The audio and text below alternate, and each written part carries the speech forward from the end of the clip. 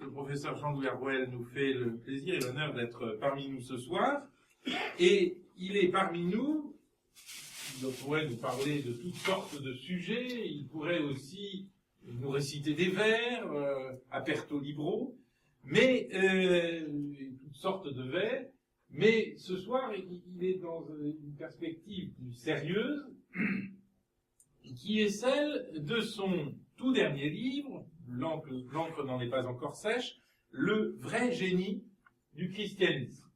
Le vrai génie du christianisme, ça fait allusion tout de suite, évidemment, à l'ouvrage de Chateaubriand, Le génie du christianisme. Et c'est quand même assez gonflé d'écrire après le génie du christianisme de Chateaubriand, le vrai génie du christianisme. Alors, c'est donc une perspective ambitieuse, et on n'est pas déçu à vous lire.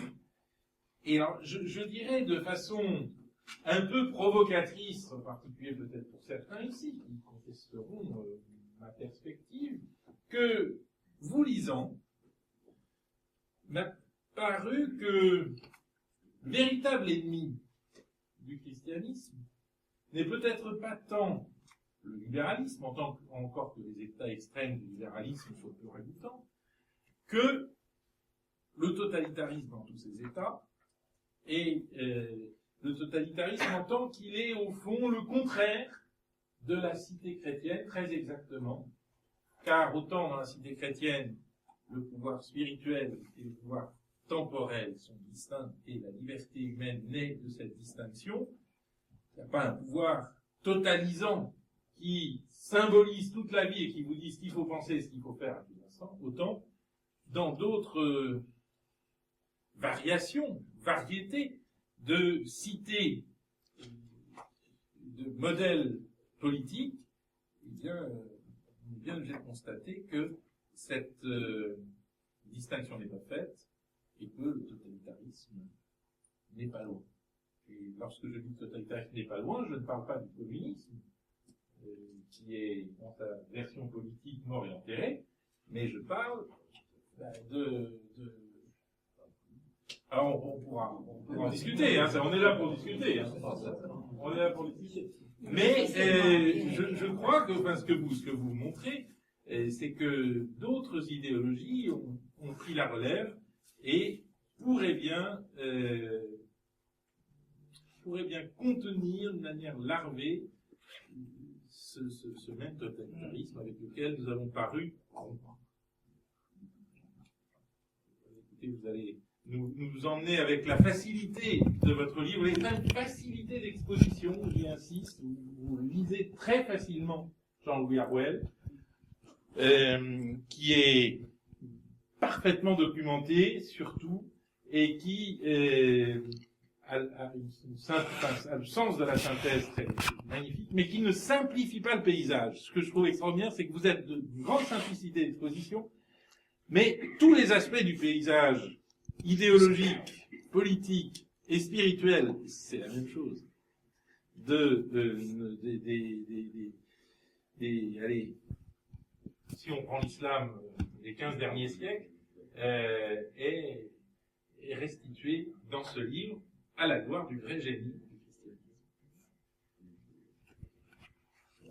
Merci Monsieur l'abbé, merci de cette introduction si bienveillante. Merci mesdames, merci messieurs de votre présence ce soir, qui me touche énormément.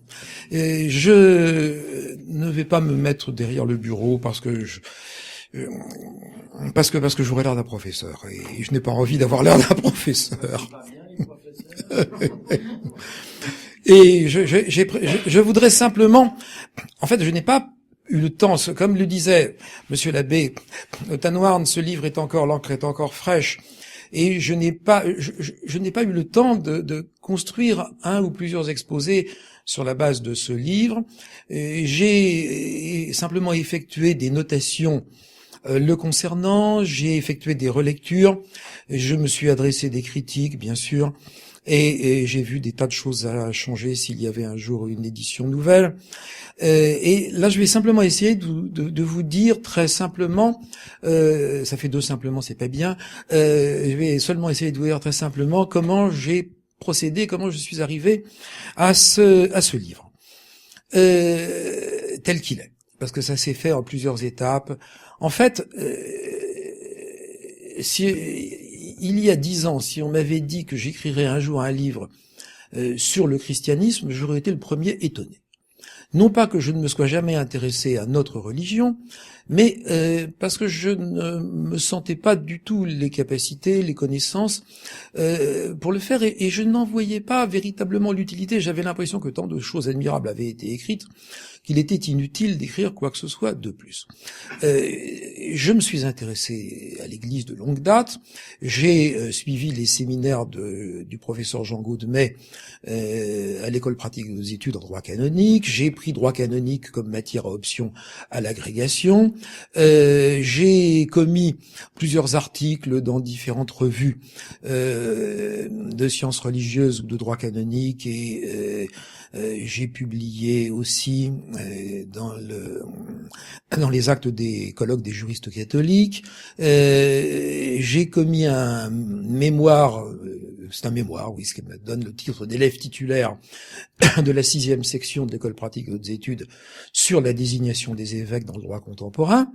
Mais je ne pensais pas aborder ce sujet sous un angle philosophique, sociologique et indirectement théologique, parce que je n'aurais pas la sottise et la présomption de poser aux théologiens, ce serait grotesque de ma part, mais on ne peut pas traiter d'un sujet qui touche aussi profondément à la religion sans finalement au moins prendre en compte les points de vue de la théologie.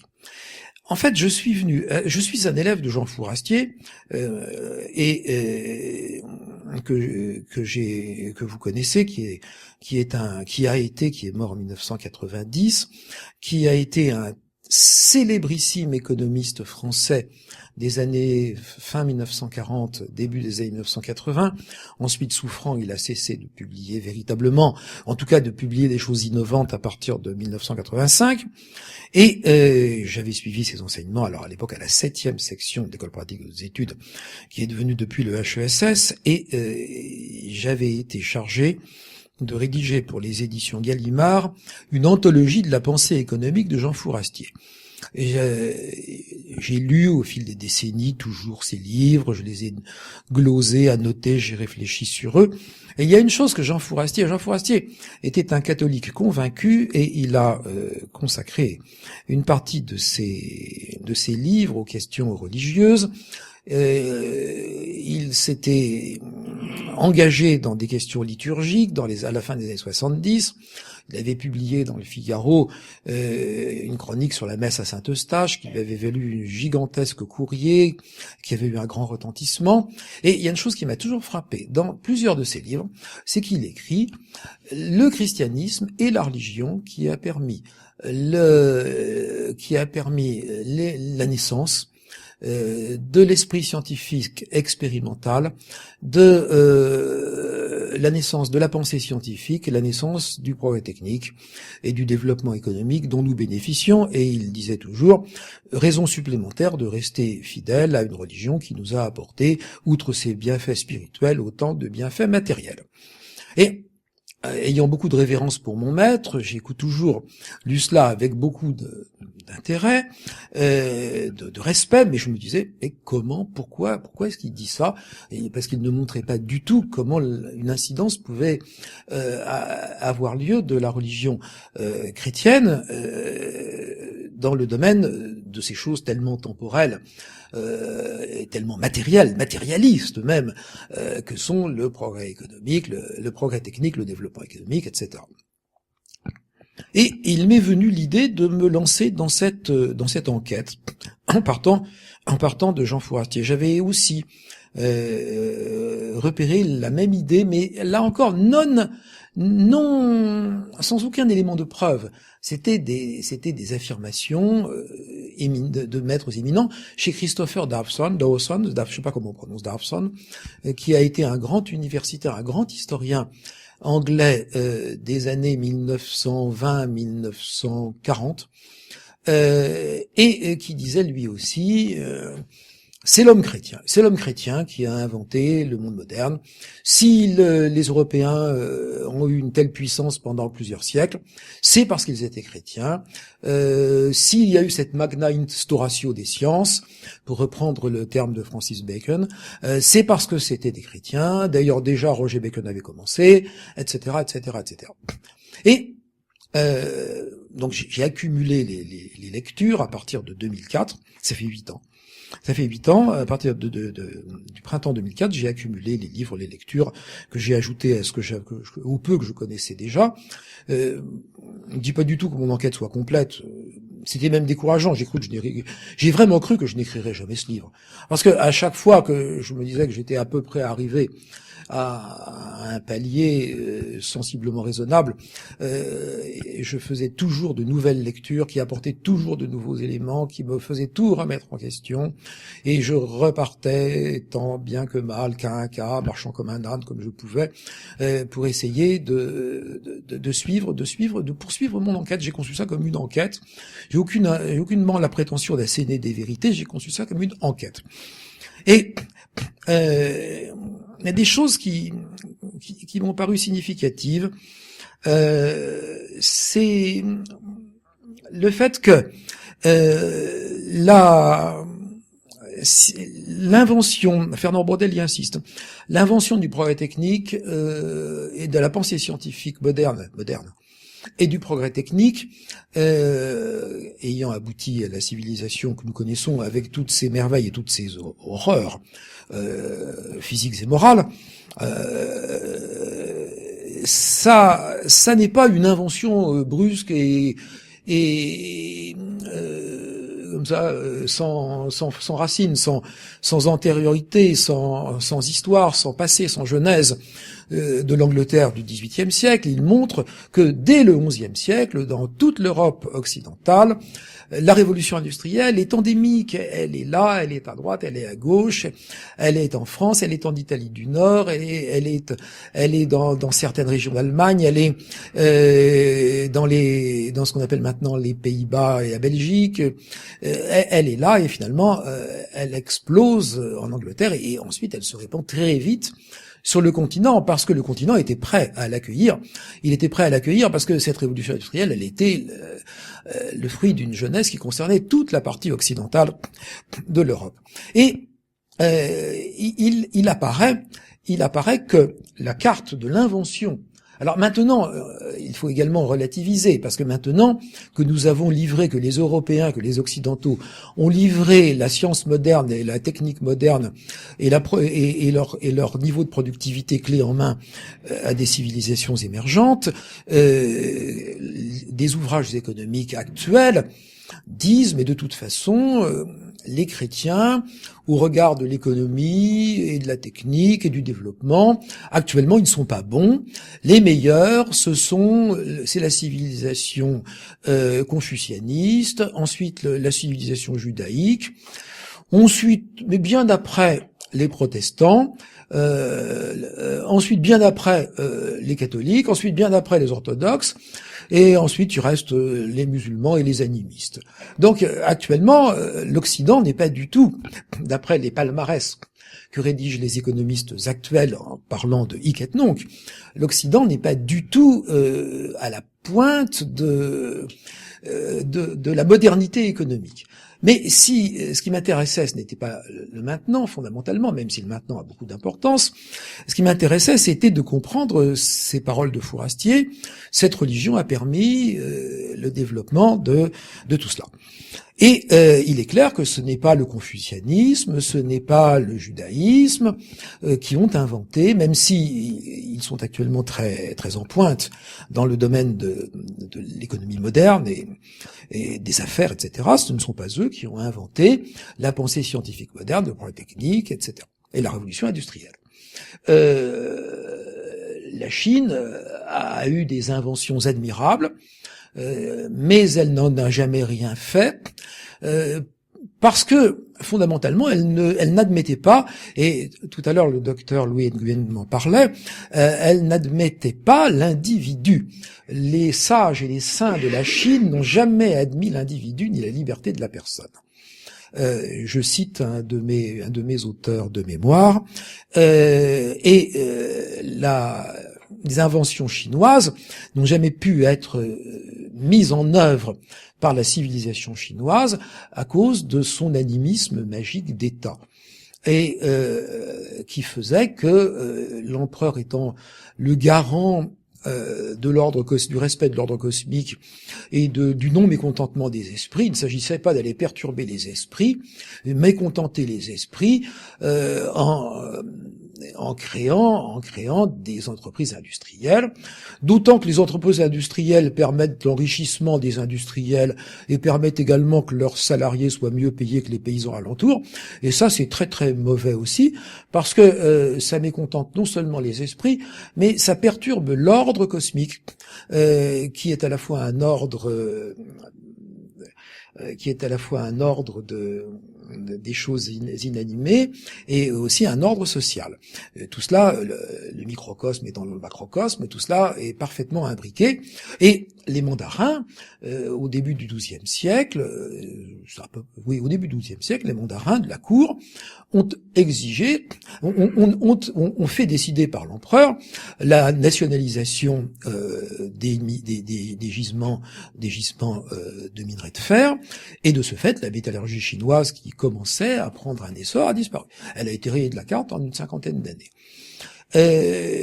Alors, donc, un lien entre ce qui caractérise l'émergence du monde moderne, l'individu, l'esprit, le dynamisme de l'individu, la liberté de l'individu, la liberté de la pensée de l'individu, et un aspect majeur du christianisme, non pas, je vais pas dire hiérarchie, mais c'est tout de même un aspect majeur, et dans le domaine des idées politiques, c'est certainement l'aspect majeur. Ce sont les deux fameuses formules, mon royaume n'est pas de ce monde, et rendez à César ce qui est à César, et à Dieu ce qui est à Dieu.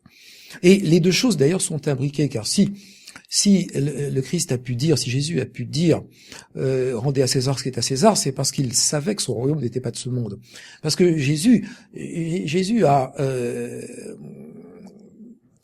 complètement transformé l'attente messianique juive qui attendait un royaume hic et nunc, un royaume de rédemption collective et de règne glorieux du peuple élu hic et nunc, et devant l'imminence, vous le savez mieux que moi, devant l'imminence de la fin des temps, et il a déplacé l'espérance messianique, de la terre vers le ciel, d'où le royaume n'est pas de ce monde, d'où le mon royaume n'est pas de ce monde, et d'où la possibilité de dire sans que cela pose de problème qu'on peut rendre à César ce qui est à César. Parce que si Jésus s'était inscrit, comme ont tendance à le faire de manière un peu abusive certains auteurs, le laisser penser de manière abusive certains auteurs, s'il était inscrit strictement dans la logique messianique juive, eh bien, il n'aurait pensé qu'à une chose, c'était l'expulsion de l'occupant romain, et il n'aurait pas été question de rendre à César quoi que ce soit, parce qu'il n'y avait rien à César. Et il n'y aurait rien eu pour César, étant donné que, de toute façon, pour le peuple juif, Yahweh seul est roi. Même s'il y a eu des rois, Yahweh seul est roi, et c'est l'esprit de Yahweh qui s'empare du roi par l'onction. Bon. Donc, ce distinguo fondamental, le distinguo du spirituel et du temporel, rendre à César ce qui est à César et à Dieu ce qui est à Dieu, ça a pour résultat que l'individu n'appartient plus tout entier à la société dans laquelle il vit. Une partie seulement de l'individu relève de la société dans laquelle il vit. Le reste, c'est-à-dire son âme, est totalement libre. Le reste de son âme est totalement libre, et cette liberté absolue de l'âme, qui avait existé, mais de manière tout de même beaucoup plus limitée chez les stoïciens,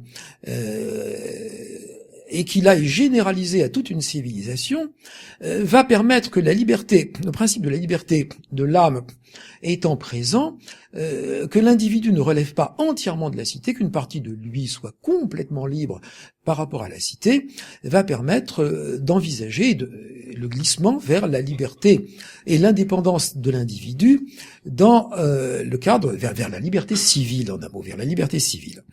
Alors, c'est un ferment qui est dans les évangiles, ce ferment de la distinction du politique et du religieux, ce ferment de la distinction du politique et du religieux qui est dans les évangiles, se concrétise inégalement selon les moments et selon les lieux. On peut dire qu'il se concrétise beaucoup. Il se concrétise beaucoup dans la grande période des martyrs. Je ne l'ai pas écrit dans mon livre, mais ça m'est venu depuis. On n'a jamais présenté les choses comme ça, et ça paraît peut-être un peu enfantin de le prétendre, mais je me suis dit, mais au fond, ces chrétiens de l'Empire romain, qui étaient des bons citoyens, qui étaient en même temps des chrétiens convaincus, qui voulaient servir l'empereur. Tous ne le voulaient pas, mais beaucoup le voulaient.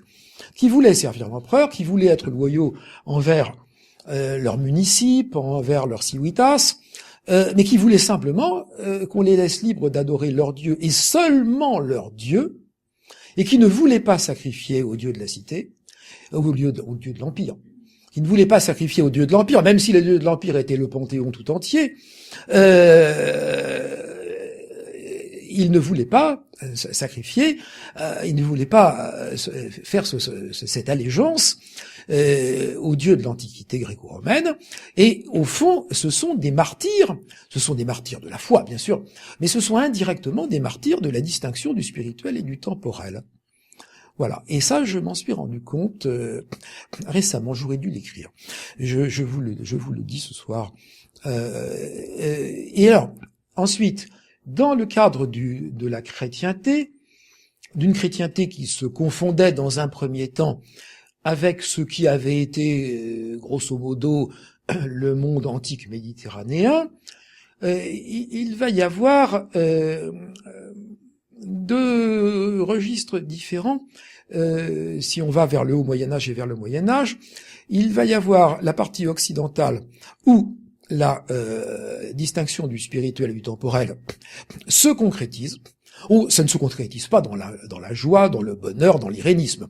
Tout ça, c'est d'horribles histoires, de conflits, de combats. J'aurais tendance à penser que l'un des commandements, l'une des paroles de Jésus à laquelle l'esprit humain est le plus réticent, c'est justement cette distinction du spirituel et du temporel. L'esprit humain n'aime pas ça. L'esprit humain aime que le politique et le religieux soient mêlés. Il n'aime pas cette distinction. Et on l'a vu, au fond, même en Occident où le dualisme chrétien s'est concrétisé, il a pu se concrétiser parce qu'il y avait ce conflit d'un pouvoir spirituel puissamment assis sur les possessions territoriales de l'Église romaine, ce fameux mythe de la donation de Constantin. En fait, c'est Pépin le Bref qui a donné à la papauté l'heptapole en remerciement c'était un échange de séné et de rhubarbe.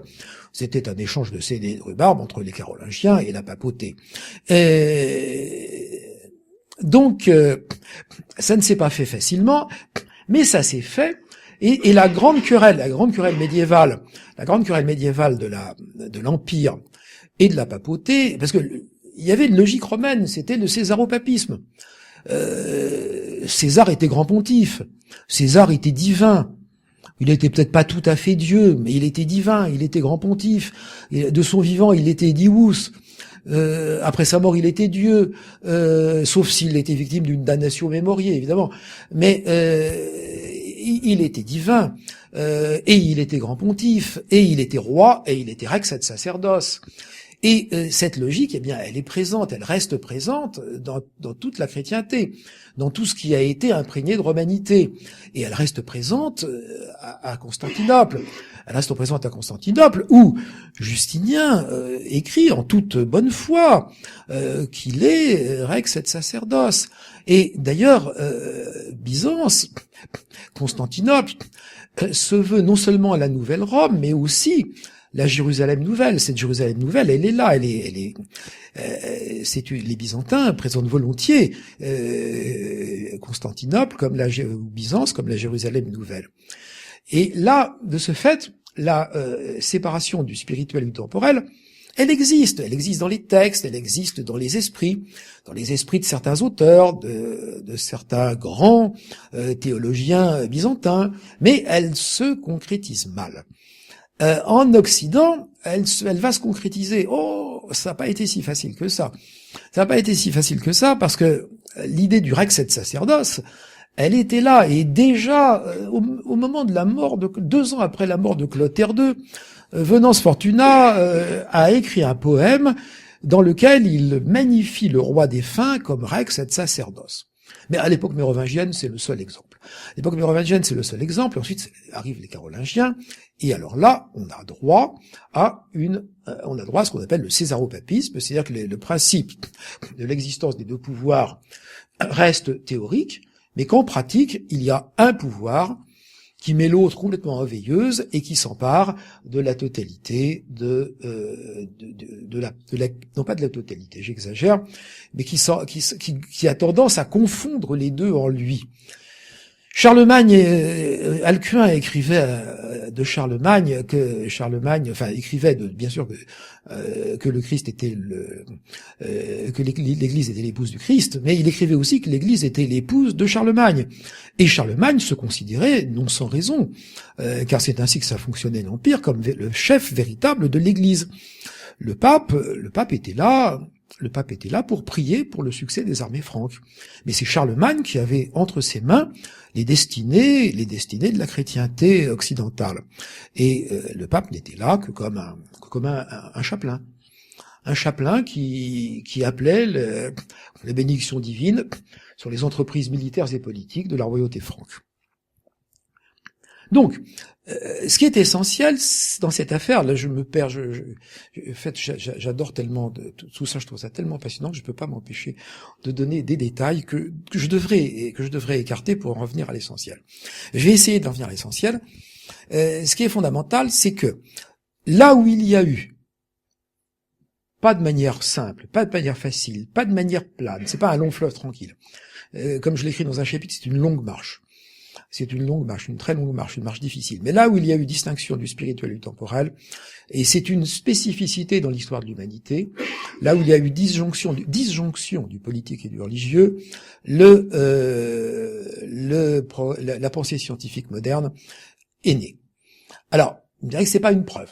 J'admets que ce ne soit pas une preuve. Mais c'est quand même une présomption, un indice extrêmement fort.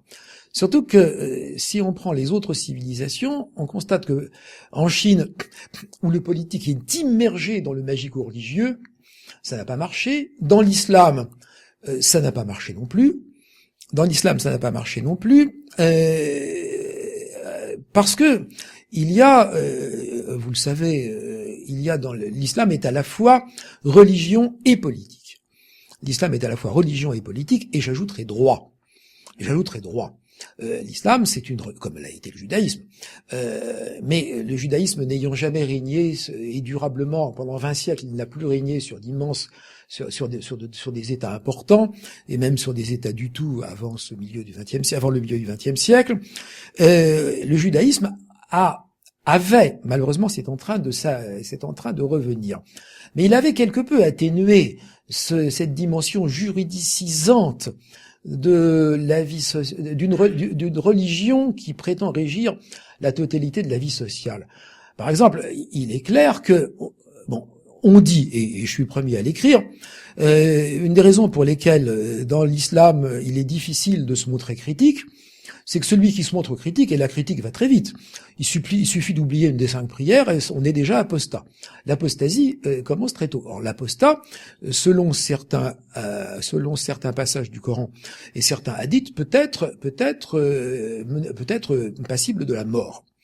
Or, ça n'est pas une invention de l'islam. C'est dans la Bible aussi. Dans la Bible aussi, l'apostat est puni de mort. Seulement, des communautés juives ayant vécu dans des diasporas où elles n'exerçaient plus le pouvoir coercitif, il devenait impossible à ces communautés de mettre à mort ceux qu'elles considéraient comme des apostats. Sinon,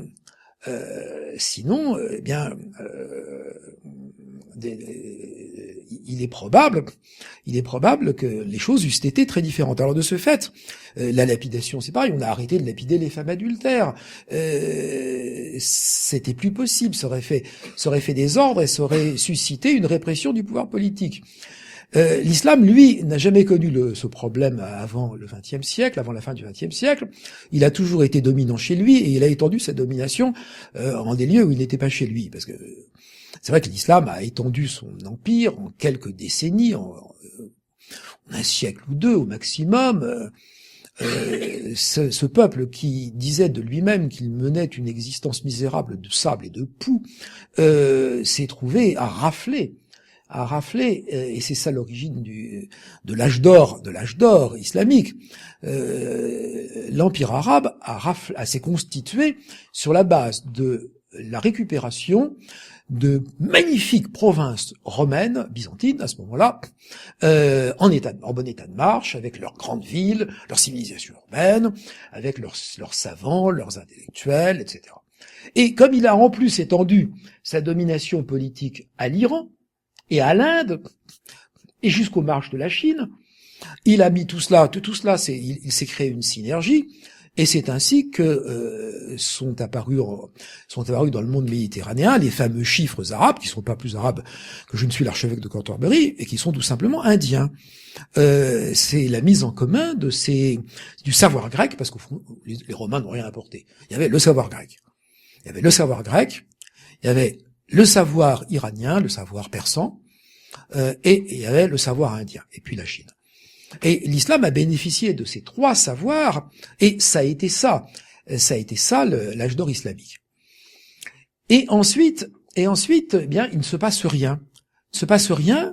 Le savoir grec, même augmenté du savoir, la science grecque, mais le savoir grec, même augmenté de ses savoirs orientaux, donne une civilisation raffinée, très raffinée, brillante, brillantissime, plus brillante que celle de l'Occident au même moment, mais ça ne bouge plus.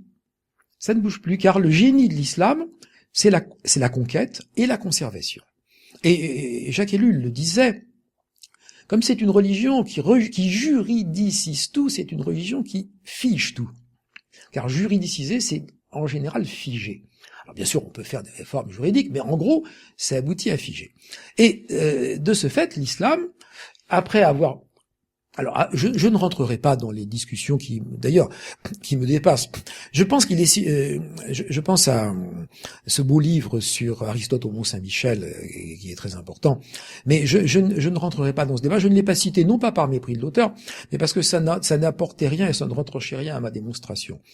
J'aurais dû le citer, ne fût-ce que par solidarité. Mais c'est tout. Même si, à supposer même ce qui n'est pas vrai, à supposer même que tout notre savoir soit venu de l'islam, eh bien, les Occidentaux, la chrétienté d'Occident, on a fait le point de départ, le tremplin de départ d'un bond prodigieux en avant, et cela dès le Moyen-Âge. Dès le Moyen-Âge, dès le XIIIe siècle, la chose était nette. Dès le XIIIe siècle, il y avait un essor de l'Occident qui contrastait avec la stabilité du reste du monde. Voilà. Alors ça, c'est le point de départ. C'est le point de départ du livre, et d'une certaine manière, je pensais m'en arrêter là. Ça correspondait en quelque sorte à mon projet premier. Et puis, j'ai été frappé quand même par j'ai parlé de dualisme et de monisme. La tendance monisme, c'est un peu jargon, mais monisme, rassembler le politique et le religieux, faire une conjonction du politique et du religieux, dualisme, au contraire, disjoindre le politique et le religieux. J'ai été frappé par le fait que, premièrement, ça ne s'est pas fait facilement du tout en Occident.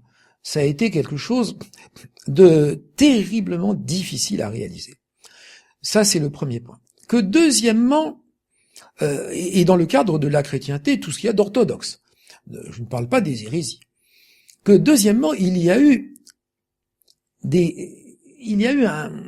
une rémanence du messianisme juif sous la forme du millénarisme, qui en est le prolongement, avec l'idée que, au fond, l'idée fondamentale de la religion catholique et chrétienne en général, qui est que Jésus était porteur d'un message fondamentalement spirituel et que le christianisme est une religion du salut dans l'au-delà et que ce n'est pas une religion porteuse d'un projet politique pour ce bas monde, cette idée, elle n'était pas du tout bien accueillie par les premières générations chrétiennes, qui étaient d'ailleurs des premières générations juives, d'où cette idée du retour du Christ pour 1000 ans qu'on trouve dans l'Apocalypse. Au fond, il y avait chez beaucoup de chrétiens, chez les pèlerins d'Emmaüs. Les pèlerins d'Emmaüs sont tristes. Ils sont tristes parce qu'ils aimaient Jésus, parce que Jésus est mort, mais ils sont tristes aussi parce que Jésus n'a pas terminé son travail de Messie. Parce que son travail de Messie, pour beaucoup de ceux qui suivaient Jésus, pas pour tous, mais pour beaucoup de ceux qui suivaient Jésus, son travail de Messie eût été de bouter l'occupant romain hors de Palestine et de restaurer sur un mode grandiose la gloire du royaume d'Israël. Et d'ailleurs, Emmaüs n'est pas un lieu banal dans l'histoire juive, car c'est là que Judas Maccabée avait remporté une grande victoire qui lui a permis de monter à Jérusalem, de prendre Jérusalem et de purifier le temple que les Séleucides avaient souillé de son point de vue. Donc pour les Emmaüs, c'est très symboliquement très fort. Et il y a cette idée du retour de 1000 ans du Christ. Cette idée, comme Jean Delumeau le montre bien dans 1000 ans de bonheur, il y a cette idée que avant le jugement dernier, le Christ va régner sur la terre pendant 1000 ans. Monsieur l'abbé, combien de temps est-ce que je peux parler? Combien de temps est-ce que j'ai parlé? Pardonnez-moi. Alors là, vous avez 10 minutes. J'ai encore 10 minutes. Bon, écoutez, je vais essayer de dire en 10 minutes 5 fois plus que je n'en ai dit depuis que je commence à parler. Mais surtout, voilà, et puis peut-être au fil de la discussion, parce que je pense qu'il y a votre approche très libérale peut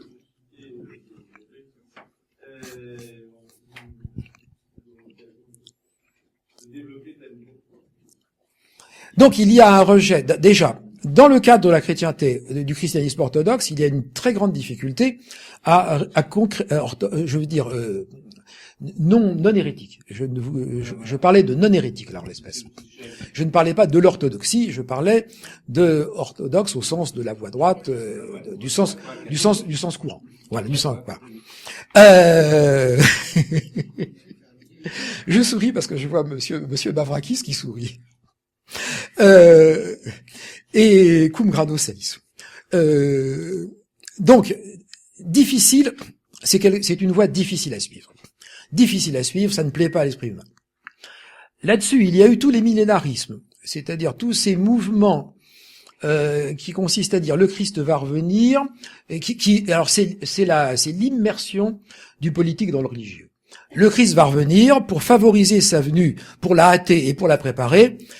On commence par tuer tous les riches, tous les juifs, le clergé, parce que finalement, comme le Christ vient pour instaurer le communisme sur la terre, autant commencer le travail avant lui. Voilà. C'est à peu près ça le millénarisme, grosso autant que modo.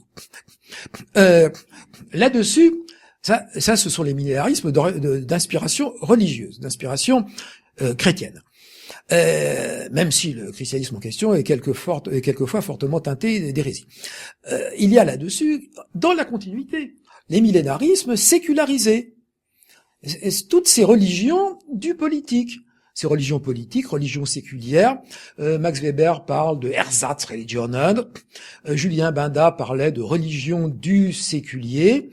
Ces religions où l'État, la classe, l'humanité, la race, la nation, tout ça, c'est Dieu. C'est Dieu et même le seul Dieu pour beaucoup de gens. Et ça inclut donc les religions de l'humanité. Des religions de l'humanité, comme celle de Pierre Leroux. Et alors tous les auteurs de religions de l'humanité, que ça soit Pierre Leroux ou que ça soit Ferdinand Buisson avec sa laïcité comme religion, ils expliquent tous que c'est au fond le vrai christianisme. Parce que Jésus, est de la même manière que le tailleur Weitling qui est à l'origine de la pensée de Marx, le tailleur Weitling explique que Jésus, bon, il était un peu trop sur l'événement, il voyait pas loin. Il n'avait pas compris que le royaume des cieux, c'était la société communiste de la terre. C'était ça, le vrai royaume des cieux. Bon. Donc, chacun d'entre eux est persuadé qu'il est le vrai. Le Saint-Simon aussi, avec son nouveau christianisme, ils sont tous persuadés qu'ils sont les vrais, les détenteurs de la vérité du christianisme, et que c'est eux qui apportent le vrai christianisme. Et ils en font des religions politiques. Ils en font des religions politiques, dont certaines ont été des religions criminelles. Mais criminelles, vous le savez, je ne vais pas rentrer dans les détails, à des degrés inimaginables. Et puis maintenant, là, dans ce postmodernisme fadasse et tiédasse, où en est-on? Alors, il y a une séparation indiscutable du politique et du religieux pour ce qui concerne les vraies religions. C'est clair. Mais les religions politiques, les religions séculières de maintenant, le marxisme n'est plus au premier plan, il ne règne plus directement que sur la Corée du Nord et un petit peu sur la Chine, mais c'est un marxisme. Pardon ? Cuba, oui, bon, mettons. Disons que ce sont les confettis de l'Empire. Et alors oui, mais il règne pas directement sur la France, il règne sur un mode insidieux. Mais ce sont en général d'anciens marxistes ou des gens qui le sont restés, au fond, qui se sont reconvertis dans l'écologie, autre religion séculière tyrannique, parce que l'idée, c'est que quand on prend des valeurs chrétiennes, comme la valeur d'amour, et qu'on en fait une religion séculière pénalement sanctionnée quand on ne la respecte pas, on crée un totalitarisme. Voilà. Et c'est ce qui se passe donc avec l'écologie, c'est ce qui se passe... Qu'est-ce que vous disiez, monsieur ? Oui, non, mais ça, bon. Non, mais c'est ce qui se passe aussi avec les droits de l'homme. La religion des droits de l'homme. C'est une religion d'État. Nous sommes dans un système de religion d'État des droits de l'homme, et cette religion est une religion de nature totalitaire. En fait, il faut renvoyer à la notion d'augustinisme. C'est un mot qui ne correspond pas à la pensée de saint Augustin, mais c'est pour dire, c'est un mot qui permet de comprendre le désir de l'esprit humain de placer ensemble le politique, le religieux et le juridique. En ce sens-là, l'islam est merveilleusement augustiniste. Le judaïsme est merveilleusement augustiniste. Mais il y a eu dans toute l'histoire occidentale, chez les gens les plus authentiquement chrétiens, il y a eu une blessure intime du fait que l'évangile est stérile en matière juridique. Alors, qu'ont fait les augustinistes à travers l'histoire du Moyen-Âge? Ils ont été cherchés dans la Torah. Et ils ont trouvé, ils voulaient un droit venu des cieux. Alors notre religion moderne des droits de l'homme, notre religion politique des droits de l'homme, elle ne veut plus un droit venu des cieux, mais elle veut un droit qui soit influencé par la religion des droits de l'homme. Elle veut un droit qui soit porteur des valeurs de la religion des droits de l'homme. Cette religion des droits de l'homme, elle contient des valeurs d'origine chrétienne. Valorisation de la personne, idée d'égalité devant Dieu, non-discrimination divine, tout ça c'est divin, c'est fait pour le ciel. Et simplement, l'augustinisme dans lequel nous nous trouvons veut appliquer ça à la terre et de manière dure. En matière pénale, par exemple, que donne en matière pénale le thème merveilleux de la brebis égarée qui vaut plus que toutes les autres brebis. Ça donne pour résultat que le criminel seul compte, puisque le criminel étant la brebis égarée, seule la rédemption du criminel vaut quelque chose. La société, on s'en moque, la victime, on s'en moque, les proches de la victime, on s'en moque, ne compte que le criminel. Donc, ce sont, en fait, avec des valeurs d'origine chrétienne, on peut construire des religions séculières comme celle des droits de l'homme qui pervertissent profondément le christianisme. En fait, les valeurs chrétiennes, moi, mon idée de plus en plus, je l'ai pas écrit comme ça, j'aurais dû, c'est que les valeurs chrétiennes ne marchent que tant qu'il y a véritablement la religion chrétienne qui les sous-tend et qui les empêche de devenir folles. Et après, il y a la formule de Chesterton des valeurs chrétiennes devenues folles. Quand la religion n'est plus là pour... Pardon ? Idée. Et chez Bernanos, c'est idée. C'est idée, non, c'est pas valeur. Bon, des idées chrétiennes, effectivement, c'est le terme, je vous remercie. Ces idées chrétiennes deviennent folles à partir du moment où la religion n'est plus là pour les encadrer. Les idées chrétiennes, quand la religion chrétienne n'est plus là pour les encadrer, ça devient de la dynamite sociale et ça peut donner des résultats absolument suicidaires. Et je considère qu'actuellement l'Occident est un navire qui court lui-même sur les brisants, où il risque de se briser. Bon, heureusement qu'il y a la petite fille Espérance pour donner quelques consolations et quelques espoirs.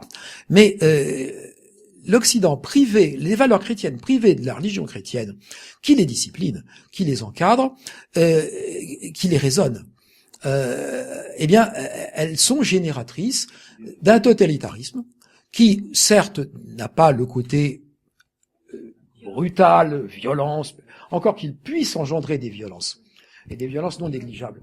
Mais il n'a pas le côté, il n'y a pas de camp de concentration, enfin pas encore, mais c'est pas impossible que ça vienne. Et donc voilà. Je crois, et je concluais ce livre en disant que le christianisme avait apporté ce principe social à l'échelle d'une population entière de liberté absolue de l'esprit, et que c'était certainement dans le domaine social, et pas dans le domaine de la foi bien sûr, mais dans le domaine social, l'un de ses bienfaits les plus extraordinaires.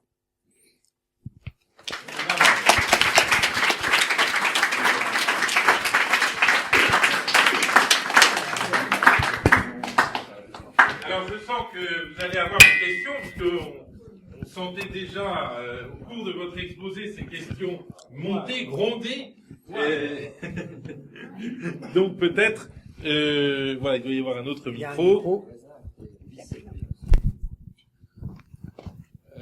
Alors, je prends dans l'ordre. Jean-René Lannurin. Je voudrais commencer par un petit point de détail qui me turlupine, et j'étais heureux que vous y fissiez écho. Les chiffres arabes, ceux d'entre nous qui ont été dans le pays arabe savent que, effectivement, les chiffres arabes proprement dit, c'est les chiffres indiens. Et en général, c'est bilingue, ou plutôt binumérique. Il y a les chiffres indiens qui sont les chiffres arabes, et nos chiffres arabes, mais alors, qui sont-ils exactement? Parce que les Arabes ont gardé les chiffres indiens. Donc les chiffres dits arabes, c'est une version. Moi, je n'ai pas de source historique, mais je pense que c'est une version occidentale des chiffres indiens transmis par les Arabes. D'accord. Mais le sait-on, le savez-vous? Sauriez-vous qui le saurait? Je ne sais pas, je peux rechercher dans mes sources. Voilà. Monsieur Marat, qu'est-ce que c'est? Oui, je le sais. C'est-à-dire que la question des chiffres indiens n'est pas une question d'écriture. C'est un système de position. C'est la position, c'est la position qui fait que on a affaire à des unités, des dizaines, des centaines, etc. C'est ça qui fait la différence entre les chiffres indiens et les chiffres grecs ou romains. Merci. Bonjour, j'ai écouté votre exposé, j'espère être quand même un peu chrétien. Excusez-moi, mais je reconnais que le christianisme a apporté une certaine harmonie, une paix sociale qui a permis un dynamisme démographique, qui a permis par un jeu de miroir probablement un progrès des sciences, c'est vrai, ça je le reconnais volontiers, mais je n'ai pas trouvé dans votre exposé le génie du christianisme. Pour moi, c'est pas ça. C'est du christianisme, c'est une épure que vous avez fait, une épure d'un progrès économique, une épure liée à Fourastier, qui est un esprit subtil et profond, mais pour moi, le génie du christianisme, c'est pas ça. Le génie du christianisme, c'est Catherine de Sienne, c'est François d'Assise, c'est j'allais dire Edith Stein, J'ai le christianisme, c'est la suite peut-être de René Girard, une conversion. Ce n'est pas une épure.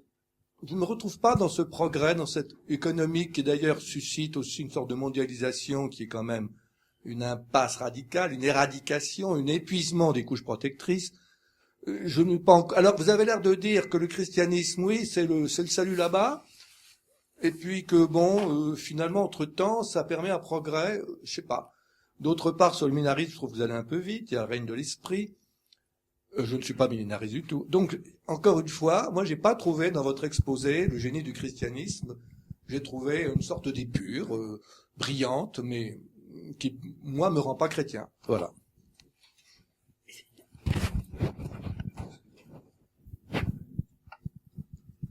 J'ai quelques petites critiques à vous adresser, qui portent notamment sur des questions d'histoire. Je crois connaître un petit peu l'histoire et la société grecque antique. Et en vous lisant, j'étais constamment en désaccord. Je vais vous donner un exemple. Vous dites que César était le gardien du dogme. Vous le dites explicitement. Apparemment parce qu'il était grand pontife. Mais en tant que grand pontife, il n'était pas le gardien d'un dogme qui n'a jamais existé dans l'Antiquité gréco-romaine. C'était le gardien du rite. Les Romains étaient des maniaques du respect du rituel. Et la seule chose qui les intéressait, quand ils faisaient un sacrifice, c'était respecter le rituel. Le grand pontife, il respecte le rituel.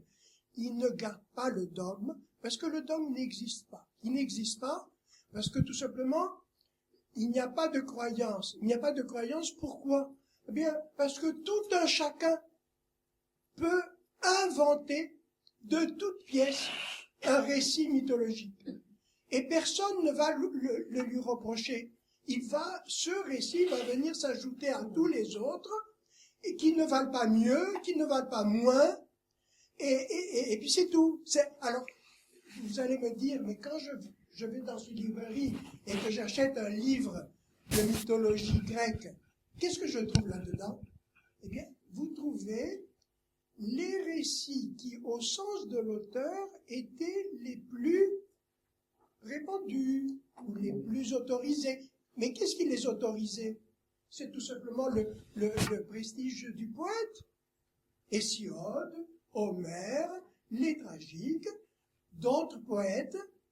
Si vous lisez Platon, vous allez voir qu'il s'en prend, non pas aux prêtres, mais aux poètes. C'est les poètes. Mais les poètes, c'est quoi? Les poètes ne disent pas la vérité. Ils sont pas censés dire la vérité. D'ailleurs, personne ne leur demande de dire la vérité, une vérité exclusive d'autres vérités. Parce qu'il n'y a pas d'exclusion. Tout est compatible. Alors, vous allez me dire, mais c'est une conception de la religion, du dogme et ça, oui, en effet, qui ne ressemble pas du tout à notre conception, à nous chrétiens. Pas du tout. Et parler de dogme pour la religion antique, c'est précisément confondre la religion antique et la religion chrétienne. En quel sens, chez les anciens, cette religion était vraie? Eh bien, lisez Plutarque. Il va vous dire explicitement, Vénus, ça existe. Aphrodite, ça existe. Pourquoi? Eh bien, parce que nous éprouvons le désir sexuel. Le Bacchus, Dionysos, ça existe parce qu'il y a le vin.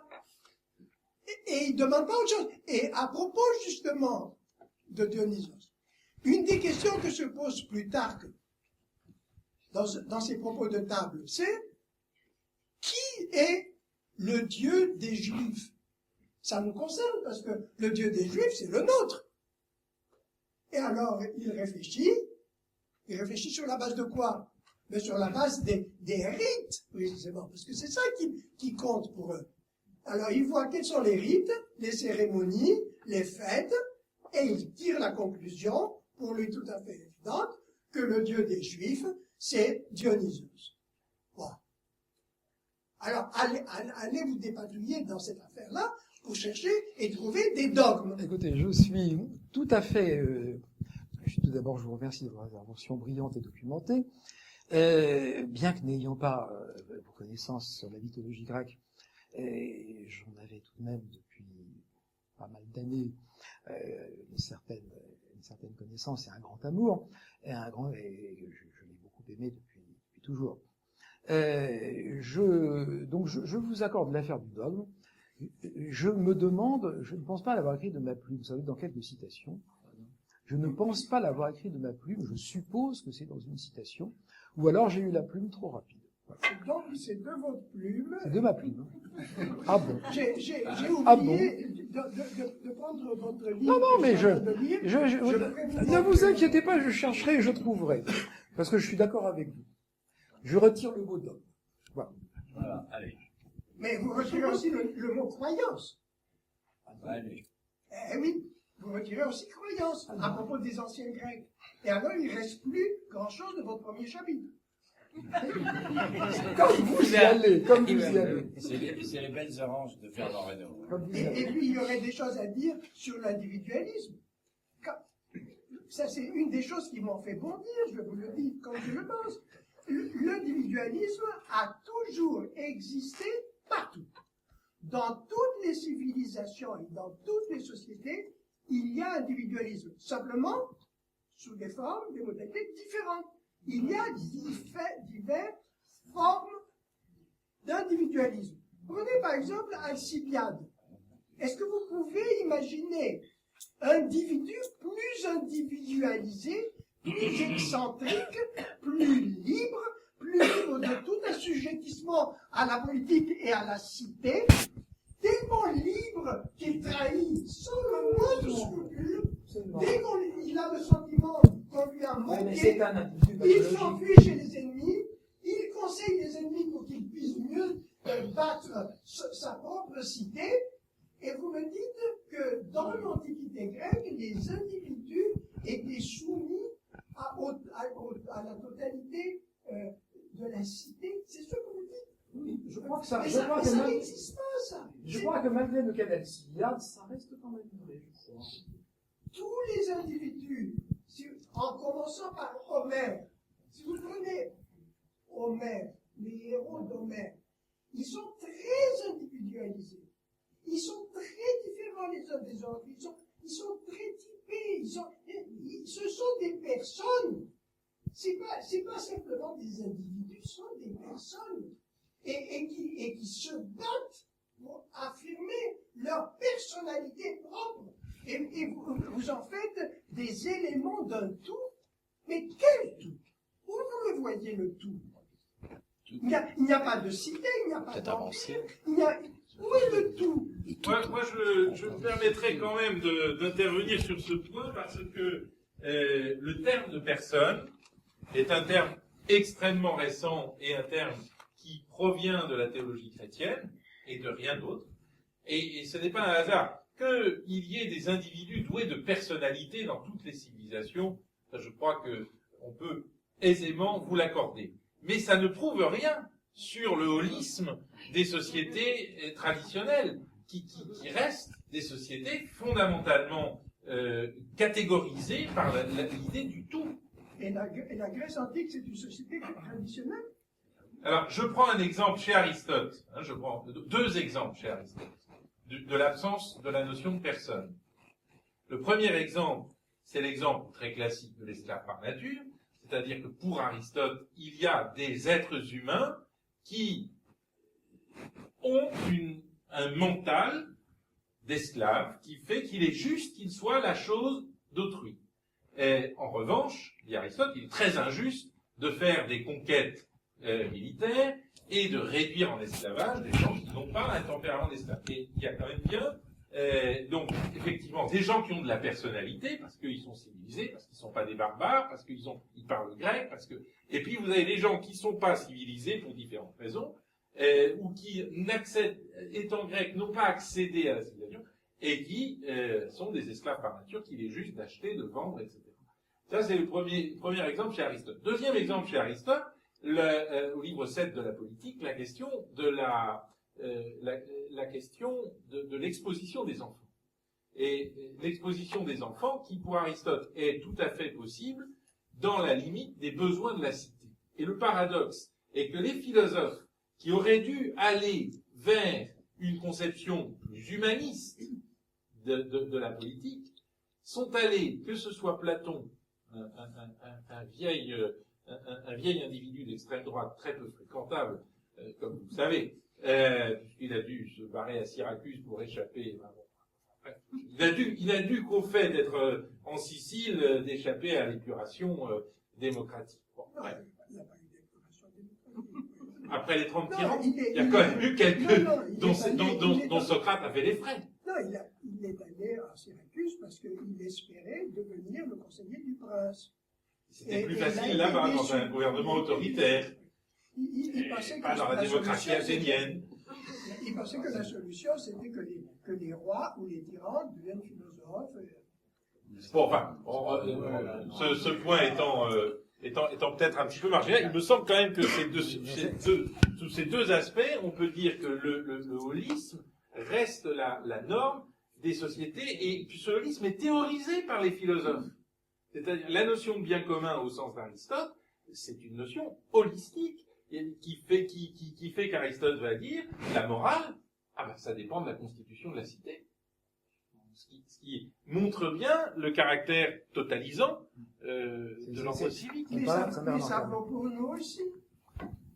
Pour nous, aujourd'hui, si vous subordonnez l'intérêt de la totalité dont vous faites partie, de la nation par exemple, si vous subordonnez cet intérêt à votre intérêt personnel, individuel, alors vous tombez très facilement dans ce qu'on appelle le statut de traître.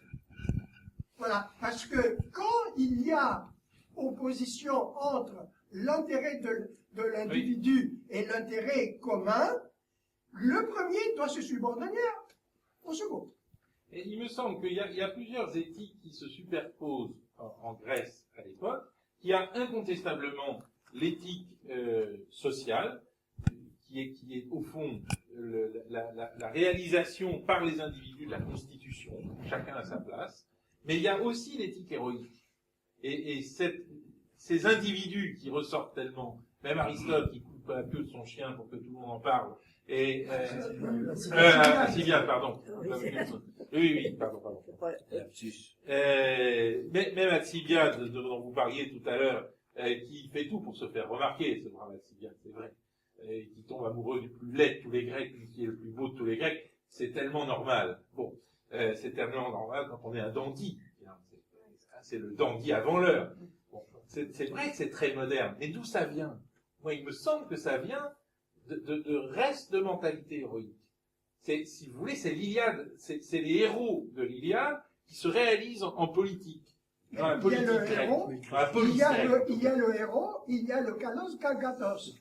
À l'époque d'Alcibiade, l'idéal de l'individu, ou l'individu idéal, c'est le kalos kagatos. C'est la morale sociale, ça. Et plus tard, vous en aurez d'autres. Il y aura l'idéal du chevalier, l'idéal de l'honnête homme, l'idéal du gentleman. Et chaque époque, chaque civilisation a son individu idéal, parce que dans tout, il y a de l'individualisme.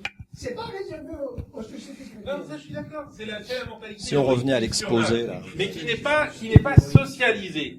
Chez les Chinois, c'est le. Si on revenait au sujet. C'est ça l'idéal, c'est le lettré. C'est un individu. Pardon. Excusez cette parenthèse. Peut-être. Il existe en Chine un livre qui s'appelle Une pépinière de lettrés. Et ce livre est une série de biographies d'individus excentriques. Bon. Et qui subissent les conséquences de leur excentricité. Hein. Voilà. Alors, comment est-ce que vous pouvez dire qu'il n'y a pas d'individualisme chez les Chinois? On peut, oui, enfin, peut-être plutôt que de s'enferrer dans des discussions un peu clivées polémique. Peut-être on pourrait revenir plutôt sur le côté positif ce que j'ai compris de votre livre, pour l'avoir seulement feuilleté, c'est une lecture culturaliste de l'héritage chrétien, comme fondateur non seulement de la modernité, mais de la tradition qui nous y conduit, y compris de ses dérapages. C'est d'ailleurs ce que vous avez repris d'une certaine façon, mais comme il vous a été non pas reproché, mais noté que c'était une épure, et puis que le temps était limité, et puis que vous avez choisi un discours très pédagogique, vous n'êtes pas rentré dans les détails. Moi, ce que je vois, c'est comment les meilleurs comme les pires sont d'une certaine façon quand même culturellement des chrétiens. Et alors ça demande des analyses plus précises, c'est le travail de votre livre, c'est le travail de l'abbé de Tanoir, c'est le travail de beaucoup d'entre nous, et c'est plutôt ça qui me paraît intéressant. Je crois que il faudrait demander une conférence à notre ami Mavrakis, parce qu'il a beaucoup de choses à dire. Et voilà. Il a déjà voilà. Voilà. Et alors, par exemple, moi, je suis très sensible, effectivement, au fait que, en somme, si je résume votre argumentation, en faisant le lien entre l'héritage chrétien et puis ce qu'en dit Chesterton, c'est qu'en somme, quand on prend une partie du christianisme, on en fait une hérésie, et qu'à partir de cette hérésie, comme il y manque le rapport à la transcendance et la pondération de l'ensemble du discours, alors une hérésie, ça permet d'organiser un totalitarisme. Un totalitarisme dur, comme on les a connus, ou un totalitarisme mou. Et il y a un gars qui a publié un livre qu'il a appelé le moulag. Et je pense qu'on est dans le moulag. On est dans le moulag. Le moulag, pas chrétien, post-chrétien ou... pardon? Le moulag. Et d'ailleurs, je sais pas, c'est les Espagnols, il y a dictadura et puis comment on dit, dictamola. Voilà. Et voilà. Donc je crois l'argument que vous avez développé là, mais surtout c'est la production, la productivité. Vous l'avez développé pour la science, mais votre livre et heureusement aussi beaucoup d'autres font pas que c'est une matrice extraordinaire, et que ceux-là même qui veulent le ficher en l'air ne font que s'appuyer dessus. C'est ce qu'en termes psychanalytiques c'est l'Édipe, en termes psychosociologiques c'est la contre-dépendance. Hein. Et ceux-là même qui cassent la baraque, c'est parce qu'en fait ils en sont. Et ça c'est assez joli. Oui, excusez-moi, j'ai pas l'érudition de mes voisins. Donc moi, je voulais en venir à revenir à votre exposé sur le génie, le vrai génie du christianisme. Et effectivement, je comprends bien cette façon d'avoir pu dissocier au cours des siècles le spirituel, le temporel. Permettre à l'homme sur terre d'avoir une liberté de penser, d'avoir du discernement en fait, et d'avoir en lui-même la conscience de faire le bien ou le mal. Et c'est là où on retrouve d'ailleurs à l'heure actuelle, puisqu'il n'y a plus de transcendance, comme mon voisin de gauche le disait si bien, on n'a plus la notion de à gauche de moi, mais à droite selon l'auditoire. Non, mais il n'y a plus de notion de bien et de mal. Tout est normal, puisque on revient à cette façon de dire aux hommes ils sont leurs propres dieux à l'heure actuelle, et ça leur donne la légitimité de dire ce qui est bien et de mal. D'où la judiciarisation de la société avec le règne des interdits, puisqu'il faut bien quand même des interdits. D'où la profusion de lois, d'interdits, ce que moi j'appelle de l'ordre moral à l'ordre infernal, parce que nous y sommes dans l'ordre infernal avec le système de moulag, effectivement. On est dans un régime disciplinaire. Voilà, un régime disciplinaire. Exactement, disciplinaire. Comme des gamins qu'il faudrait gifler, voilà. Avec une grande notion, l'argent, puisque maintenant, on ne tue pas, on ne met pas en prison, mais on ruine quelqu'un en lui faisant un procès, et on sait que les associations qui sont là pour vous ruiner. Mais moi, j'en reviens juste, évidemment, à nos frais. J'en reviens donc juste au génie du christianisme, à savoir, moi j'aurais bien aimé qu'on développe la conséquence qui a eu lieu dans le règne temporel justement sur les progrès, mais les progrès au sens noble du terme. Quand je dis progrès techniques, les progrès médicaux, puisqu'on est quand même encore la société occidentale dominatrice dans le savoir, puisque toute la Terre, dans tous les continents, se sont quand même inspirés de nos grandes inventions, puisque qu'on le veuille ou non, c'est quand même l'Occident qui a créé les plus grandes inventions. Bon, c'est bien que les Chinois ont inventé la poudre à canon, mais en fait, ils n'ont pas fait grand-chose par les feux d'artifice. Tout ça pour dire que j'aurais voulu avoir ce qui a fait comment dirais-je, ce qui a donné l'intelligence, le génie, donc l'ingéniosité, l'intelligence, sur l'esprit occidental, donc chrétien. C'est ça, moi, qui me fascine. C'est pourquoi tout vient de l'Occident. C'est parce que, j'admets que c'est pas facile à démontrer comme on démontre un théorème, mais il y a tout de même. Oh, pardon. Je dis c'est pas facile à démontrer comme on démontre un théorème, mais il y a tout de même le fait que dans ce fossé entre les deux pouvoirs qui s'opposaient, dès lors que l'homme n'avait plus un seul maître, mais qu'il en avait deux, dès l'instant qu'il y avait un pouvoir spirituel et un pouvoir temporel, la liberté pouvait se construire beaucoup plus facilement dans un système de dualisme que dans un système de monisme. Ça n'a pas été conçu pour ça, mais ça a donné ce résultat-là. Il y a une libération de la pensée dans tous les domaines, dans le domaine politique, dans le domaine religieux, dans le domaine scientifique, avec du bon et du mauvais, mais avec du bon et du mauvais, mais avec en définitive, pourquoi est-ce que l'Église a été une pépinière de savants? Parce que le nombre de gens d'Église qui ont été de grands inventeurs du Moyen Âge et de la Renaissance est tout à fait extraordinaire. C'est aussi, alors il y a un élément à faire intervenir également, c'est l'aspect des enchantements du monde. C'est du fait que le royaume de Dieu n'étant pas sur terre, la création cesse d'être perd avec le christianisme sa nature animiste. Et en perdant sa nature animiste, la création, les esprits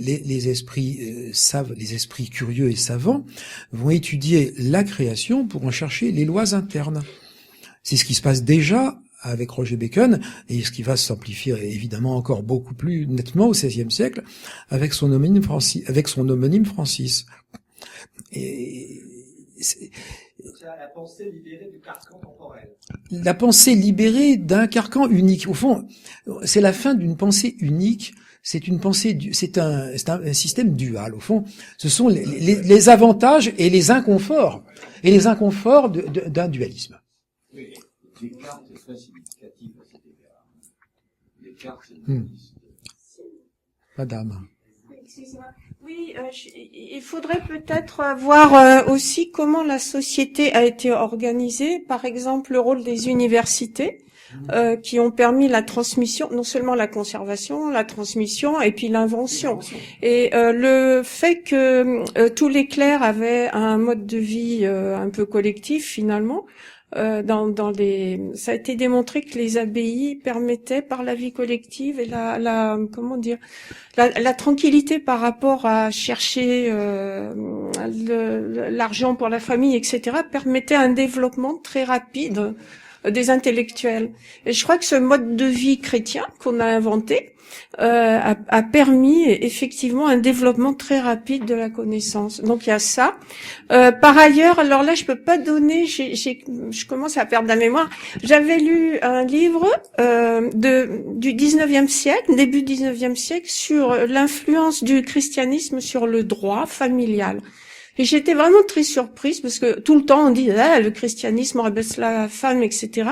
Et en fait, le christianisme a donné des droits par le droit, a donné des droits qui n'existaient pas avant à la femme, à la mère de famille, aux enfants qui étaient nés hors mariage. Et ça portait sur la répartition des pouvoirs et surtout sur la distribution d'héritage. Alors, je crois que c'était un historien du droit de 1800 et quelques qui s'appelait Trollon, docteur Trollon. Oui. Et même, attendez, trop long, il est professeur, et il a été à la Cour de cassation, il a été avocat général à la Cour de cassation sous le Second Empire. Sous le Second Empire, c'est ça. Mais ça m'a vraiment stupéfié que les concepts chrétiens, enfin la croyance chrétienne, avaient influencé en bien l'essor de la femme, parce qu'on le dit jamais, au niveau du droit. Bah, on dit souvent, mais pas au niveau du droit. Le christianisme a quand même inventé l'idée que la femme n'est pas un produit qu'on jette après usage. C'est quand même... Et alors, l'affaire des universités est essentielle. L'affaire des universités est essentielle. C'est vraiment une spécificité de la chrétienté occidentale. La chrétienté occidentale a inventé les universités. L'islam n'a jamais connu l'équivalent. Aucune autre civilisation n'a jamais connu l'équivalent. Et dès le XIIIe siècle, les voyageurs qui venaient en Occident, qui venaient à Paris, par exemple, les voyageurs musulmans, des nestoriens, des envoyés des grands Moghols, étaient admiratif devant le fait qu'une civilisation consacre une partie non négligeable de ses revenus à avoir des lieux de production et de transmission gratuite de la connaissance, qui ne soient pas au service d'un pouvoir. Et ça, c'est spécifiquement chrétien. J'aimerais bien rebondir sur la question de mon ami Charles-Henri qui était tout à fait pertinente. J'aimerais bien qu'on aille vraiment à la base du message chrétien, parce que il y a quand même eu des tentatives au cours des siècles de la part de l'Église d'empêcher le progrès et la connaissance dans certains domaines. Mais ça n'a que freiné, ça n'a jamais arrêté le progrès. Si vous regardez les civilisations mayas, maliennes, égyptiennes, chinoises, indiennes, persanes, tout ce que vous voulez, il y a toujours un moment où ils s'arrêtent. Ils finissent par tourner en rond. Il y a que les Européens qui, avec ce substrat chrétien, qui sont allés plus loin. Donc, à votre avis, écoutez, là vous apportez de l'eau à mon moulin. Il est clair que l'Église comme l'État n'ont jamais, au fond, vraiment aimé le dualisme chrétien. La papauté, face au césaropapisme, la papauté a inventé la théocratie pontificale, et encore au XIXe siècle, Pie IX faisait de la théocratie pontificale, et inversement, Clémenceau disait oui, rendre à César ce qui est à César et à Dieu ce qui est à Dieu, mais tout est à César. Donc, de la part de l'État comme de la part de l'Église, il y avait cette tentation du monisme. On n'a pas fait du dualisme par amour du dualisme. En fait, c'est le choc des monismes qui a permis la concrétisation du dualisme en Occident, et qui a, de ce fait, fabriqué de la liberté comme des étincelles jaillissent du choc de deux corps durs, si je peux me permettre. Et Byzance, Byzance, admirable civilisation, mais même si Jean Damascène rappelle que il ne faut pas confondre le politique et le religieux, il y a à Byzance une tendance au monisme, me semble-t-il. Oui. C'est l'empereur qui domine. Pas dit que l'empereur dominait forcément, j'ai dit qu'il y avait une tendance à la conjonction du politique et du religieux. Et qu'on... Est-ce que cette tendance n'est pas venue justement face à la conquête musulmane? Je crois qu'elle était là des Justiniens. Justinien se proclamait rex et sacerdoce. Mais non, votre citation n'est pas injuste. Il y a cette citation, cette phrase a été prononcée par un empereur dont je ne peux pas vous donner le nom parce que je l'ai oublié, mais ce n'est pas Justinien. Ceci dit, ce qui va dans votre sens, c'est que Justinien a écrit effectivement des traités théologiques. Il est intervenu dans le débat à l'époque du concile de Chalcédoine autour du monophysitisme. Donc, en lutte contre les monophysites, il a écrit là-dessus. Mais ça ne veut pas dire qu'il a revendiqué une autorité ecclésiastique. Et très souvent, dans l'histoire de Byzance, c'est le patriarche de Constantinople qui a fait l'empereur. Il peut arriver que ce soit l'empereur qui fasse le patriarche, mais le contraire est au moins aussi souvent le cas. Mais ça n'est pas, je dirais que ça n'est pas un obstacle au fait que que l'Église d'Orient n'a pas pratiqué la disjonction chrétienne du politique et du religieux au même titre que la chrétienté d'Occident. Parce que ce que vous me dites là sur Byzance et sur le fait que le patriarche peut faire l'empereur, on trouve la même chose dans le monde musulman, où ce sont les oulémas qui font et qui peuvent faire et défaire. Je dis pas qu'elles le font tout le temps, parce que les oulémas peuvent être domestiqués, mais bien souvent, les oulémas peuvent déchaîner les foules contre un pouvoir qui est politique qui leur déplaît. Et je vais donner un exemple d'un calife qui a accédé au pouvoir à cause du soutien d'un clergé qui n'existe pas en réalité. non, pas d'un calife, je ne parlais pas d'un calife.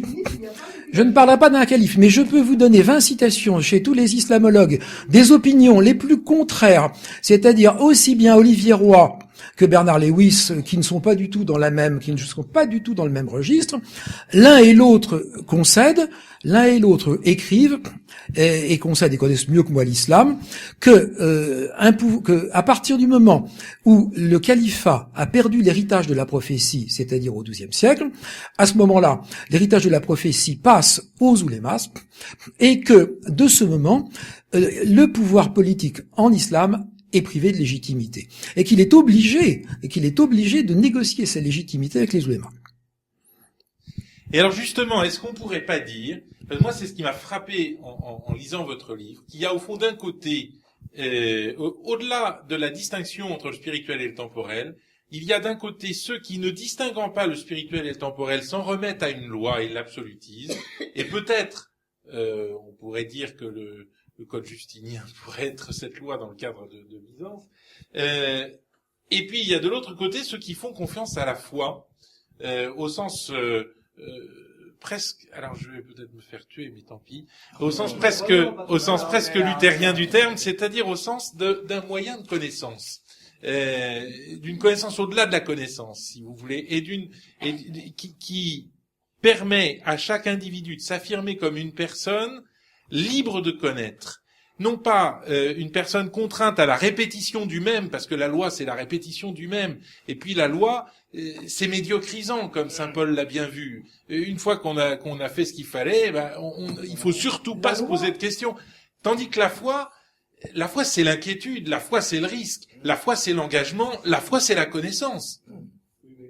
Le rite exclut la foi. Et donc le progrès. C'est la liberté spirituelle. Je trouve qu'on a trop insisté sur la créativité économique. Si on lit Dostoïevski, c'est quand même la liberté spirituelle, c'est une conquête. C'est vrai que nous sommes enfants de Dieu par notre liberté, par notre conquête. Ah mais alors là, moi, je défendrais, je défendrais encore le conférencier sur votre intervention de tout à l'heure, parce que je pense que c'est très important de montrer que cette parole de Dieu se fait histoire et qu'elle rentre dans des mécanismes matériels, qu'elle modifie, les infrastructures petit à petit et qu'elle transforme la société. Pardon. Ouais. C'est pas du keynésianisme. Non. Oui, tout à fait. Pas contre le progrès technique et tout ça, mais je veux dire que c'est la Mais c'est ça religion qui du progrès est, technique. moi ça m'a beaucoup intéressé. Et puis le personnage de Fourastier, qui est comme une ombre dans tout votre livre, est quand même très très fascinant. Avec son opposition entre les valeurs de progrès et les valeurs de durée. Et là, vous avez fait un livre très important en collection Tel Gallimard, qui s'appelle Productivité et richesse des nations, où vous faites, il y a moitié Fourastier, moitié vous, on va dire. Hein. Vous faites un texte. J'ai fait 200 pages de prolégomène pour présenter l'ensemble de sa pensée. Voilà, c'est... Le livre doit faire 700 pages, 750. On va voir un coup. Alors, la prochaine fois, merci en tout cas infiniment, Jean-Louis Harouel. Merci, monsieur l'abbé, merci à toutes et à tous.